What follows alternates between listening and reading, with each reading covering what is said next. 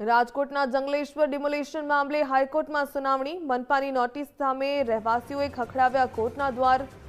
1498 લોકોને નોટિસ ફટકારવામાં આવતા 515 લોકો પક્ષકાર બન્યા।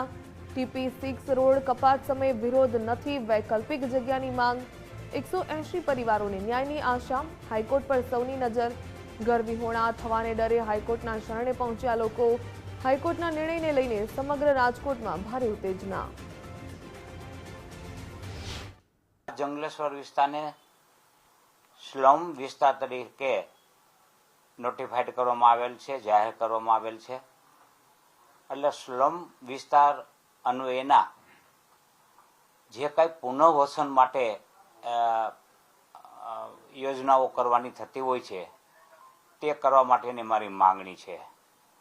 શહેરના વિકાસને અવરોધવાની અમારો કોઈ ઈરાદો નથી, પરંતુ જ્યારે રસ્તાઓ પહોળા કરવાના થાય, જ્યારે રિવરફ્રન્ટની કોઈ યોજનાઓ હોય એને અમલમાં મૂકતા પહેલાં એમનું પુનઃવસન થવું જોઈએ। કારણ કે જે લોકો જેલમાં છે એને ભૂમિ પર રહેવાનો અધિકાર છે।